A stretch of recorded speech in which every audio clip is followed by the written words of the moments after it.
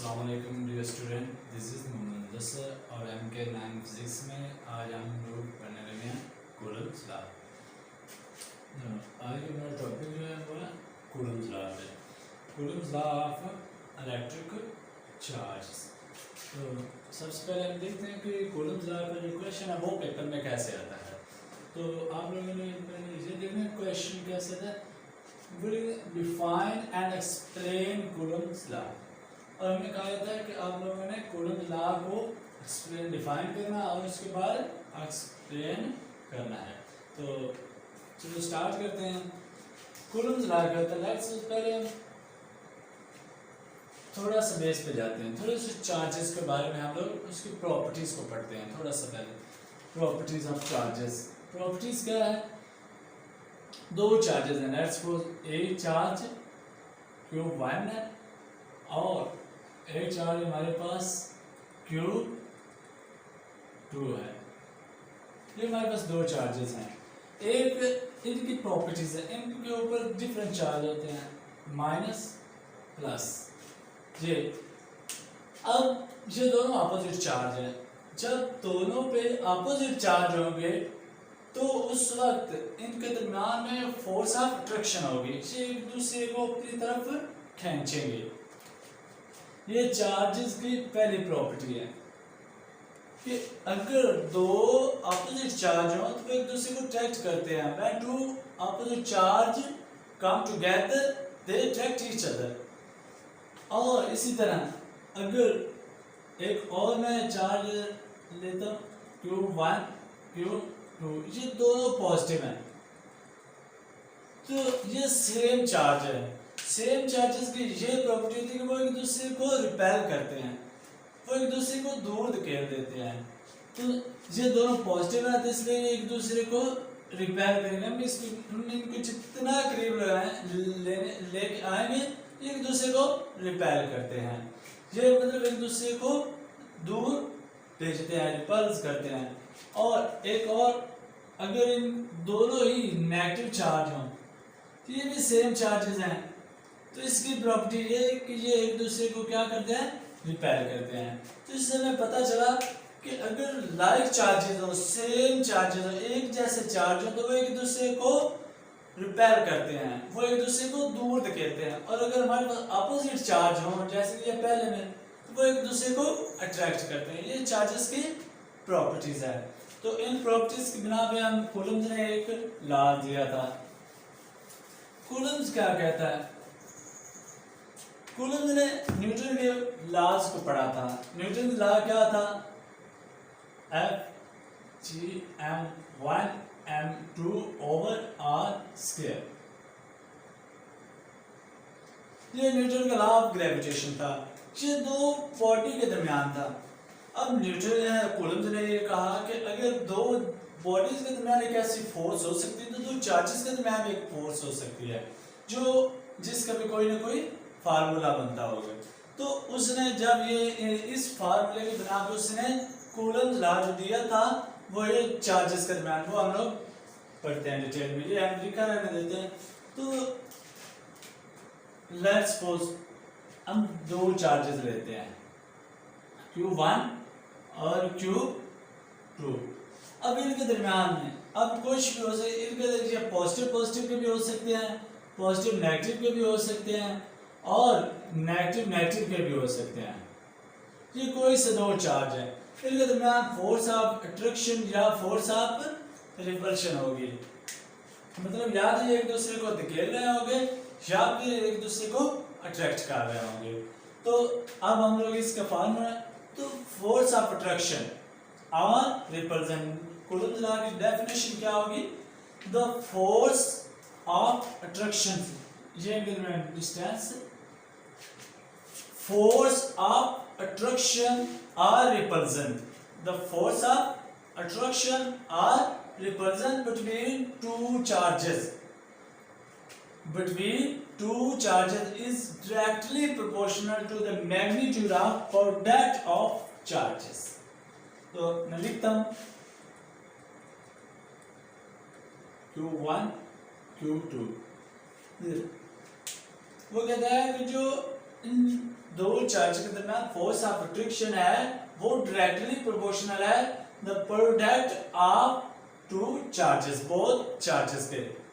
जो force of, और ये फोर्स ऑफ अट्रैक्शन भी हो सकती है और फोर्स ऑफ रिपल्सन भी हो सकती है, ये तो डायरेक्ट हो। और इनके दरमियान जो फासला है उसके ये इनवर्सली प्रोपोर्शनल होती है। जो फोर्स ऑफ अट्रैक्शन और रिपल्सन है वो इनके दरमियान डिस्टेंस के स्क्वायर के इनवर्सली प्रोपोर्शनल होती है।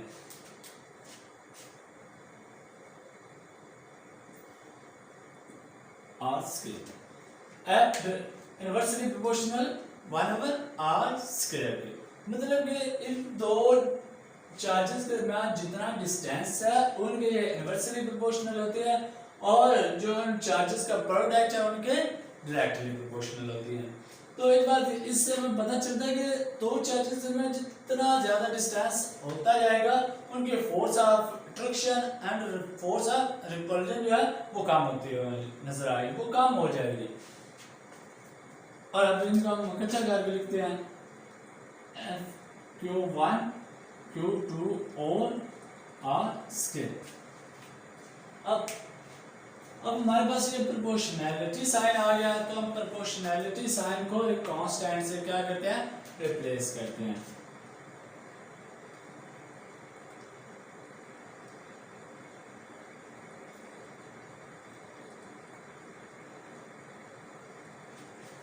जी, ये हमारे पास कूलम लॉ है, ये हमारे पास उसकी डेरिवेटिव फॉर्म है।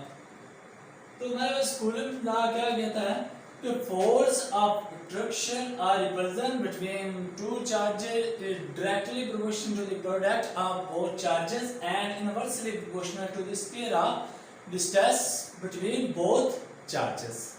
तो ये कहता है कि जो फोर्स है वो दो चार्जेस के दरमियान जो फोर्स ऑफ अट्रैक्शन है, जो फोर्स ऑफ रिपल्सन है, उसके उनके प्रोडक्ट के क्या होते हैं, डायरेक्टली प्रोपोर्शनल, और जो उन चार्जेस के दरमियान डिस्टेंस होता है उनकी क्या होती है, इनवर्सली प्रोपोर्शनल होती है। तो हमारे पास ये के है। अब इसमें कूलम्स लॉ में के की एक खास वैल्यू है, के हमारे पास कांस्टेंट है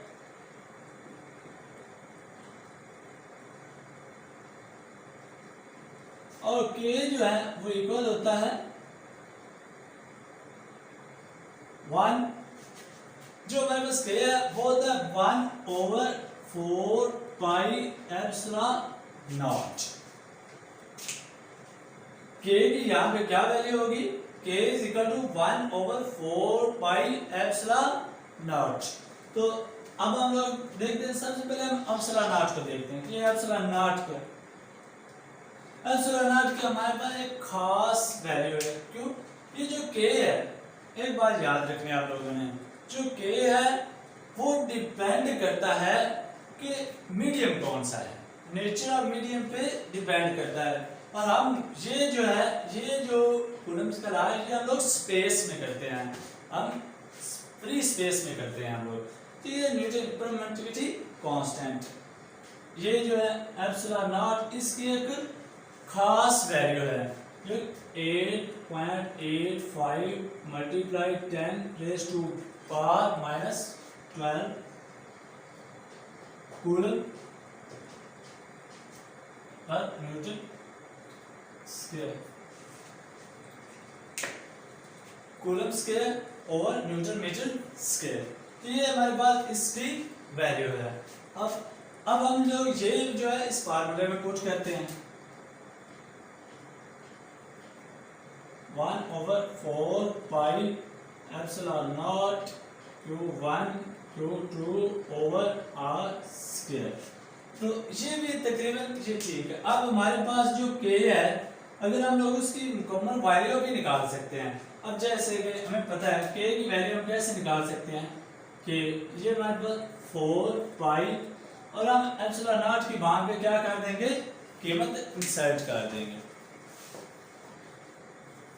अब हम लोग यहाँ पे क्या करेंगे, 4 और पाई की कीमत भी हमारे पास मौजूद है और एप्सिलॉन नॉट की भी हमारे पास क्या है, कीमत मौजूद है। तो अब हम क्या करेंगे कि अब इसकी वैल्यू इस फार्मूले में पुट करेंगे और इससे हमें के की वैल्यू मिलेगी।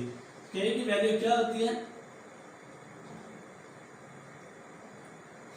9 multiply 10 raise to power 9 newton metre square पर कूलम स्क्वायर। ये हमारे पास के की वैल्यू है। कूलम्स लॉ ने हमें कांस्टेंट जो मतलब के जो उन्होंने कांस्टेंट इस्तेमाल किया उसकी वैल्यू क्या है 9 multiply 10 raise to power 9 newton metre square पर कूलम स्क्वायर। तो इसकी वैल्यू हम यहाँ भी इंसर्ट कर देते हैं।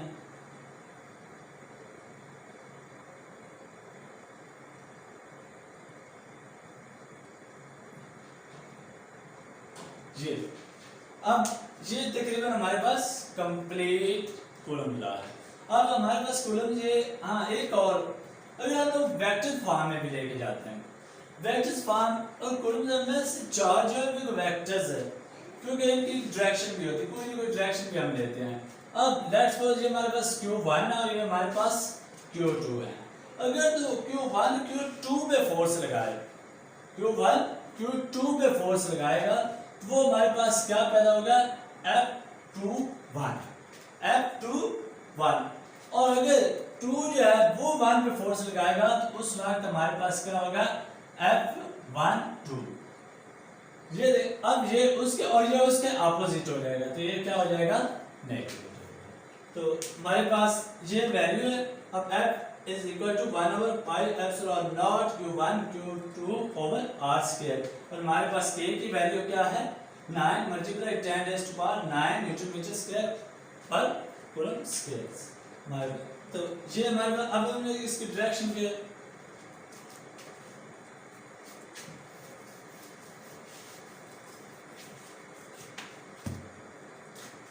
अब चार्जेस के दरमियान जो F12 होगा उनकी हम डायरेक्शन कैसे बताएंगे 1/4πε0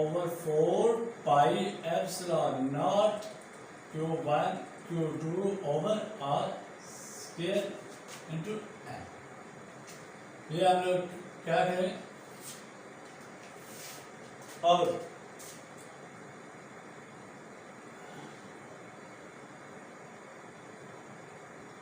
Q1 Q2 over r square sorry Q1 और R12 ये हमारे पास कूलम्स का कंप्लीट था और ये वेक्टर्स है कूलम्स का। अब हम लोग स्टार्ट से हम एक्सप्लेन करते हैं ये कूलम्स लॉ की पहले हम डेफिनेशन करते हैं। डेफिनेशन क्या है कि कूलम में कहता है कि दो चार्जेस हैं उनके दरमियान एक फोर्स है ऑफ अट्रैक्शन और रिपल्सन मतलब उनके दरमियान कोई फोर्स होती है या तो वो रिपल्सन की फोर्स होती है या अट्रैक्शन की फोर्स होती है। वो कहते हैं जो फोर्स ऑफ रिपल्सन और अट्रैक्शन है वो डायरेक्टली प्रोपोर्शनल होती है the product of both charges उनके जो दोनों चार्जेस हैं उनके प्रोडक्ट के और वो फोर्स इनवर्सली प्रोपोर्शनल होती है स्क्वायर बिटवीन बोथ चार्जेस के। और हमारे पास जो फोर्स अब हम इनको कंबाइन करते हैं तो Q1 Q2 over r square बनता है। तो हम प्रोपोर्शनैलिटी साइन को खत्म करने के लिए K इस्तेमाल करते हैं तो क्या होता है Q1 Q2 over r square. तो K हमारे पास क्या है एक कांस्टेंट है। K की वैल्यू को मतलब कि आप लोगों को K की वैल्यू में मिस्टेक नहीं होनी चाहिए कि अब आप लोग ठीक है वो खुद से एमसीक्यूज में वो एप्सिलॉन नॉट की वैल्यू पूछ लेते हैं और K की वैल्यू भी एमसीक्यूज में पूछ लेते हैं और शॉर्ट क्वेश्चन में भी वो पूछ लेते हैं कि what is the value of coulomb constant. तो ये कूलम कांस्टेंट है तो इसकी वैल्यू हमारे पास क्या है 9 multiply 10 raise to power 9 newton metre square पर कूलम स्क्वायर। और अगर वो एप्सिलॉन नॉट की वैल्यू पूछे 8.85 multiply 10 raise to power -12 coulomb square पर न्यूटन मीटर स्क्वायर। तो यही जो है ये हमने यहाँ पे K की जगह में पुट कर दी और इसकी वैल्यू पुट कर। अब हम लोग ये लिखें वो भी ठीक है ये लिख लें ये भी ठीक है। और आमतौर पे हमें जब ये वैल्यूज अगर आप लोग डायरेक्ट भी करेंगे तो भी होता है लेकिन आप लोग जो है इसके हमें सब की वैल्यूज का पता है। अब लेट्स सपोज हमारे पास चार्ज है कोई एक Q1 है और एक Q2 है।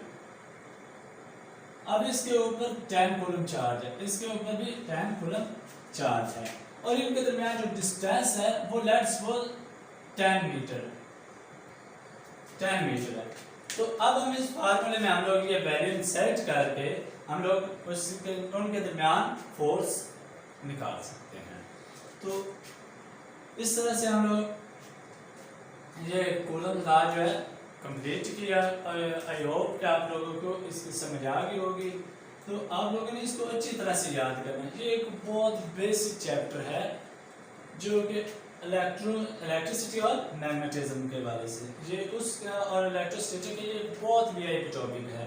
तो आप लोगों ने कूलम्स लॉ को ज़रूर याद रखना है, क्योंकि कूलम्स लॉ ही आगे बहुत से लॉ में इस्तेमाल खुद से होता है। तो आप लोगों ने कूलम लॉ को अच्छी तरह से याद करना है। आई होप कि आपको वीडियो अच्छी लगी होगी। अगर आपको वीडियो अच्छी लगी तो आप मेरे चैनल MK9 फिजिक्स को ज़रूर सब्सक्राइब कीजिए, और मज़ीद वीडियो के लिए हमारे चैनल जो है वो आपको मतलब मज़ीद वीडियो आएंगी और फिजिक्स की और बहुत अच्छे से इंशाल्लाह I will be give a great video for you. So please अपने पेरेंट्स का, अपने रिश्तेदारों का और अपने दोस्तों का बहुत ज़्यादा ख्याल रखिए। उनको भी ये पैगाम दें, उनको भी ये वीडियो सेंड करें, ताकि सब लोग जो हैं वो इसको पढ़ें और देख लें और क्या करें, सब लोग पास हो जाएं। तो बहुत शुक्रिया आप लोगों का। अल्लाह हाफिज़।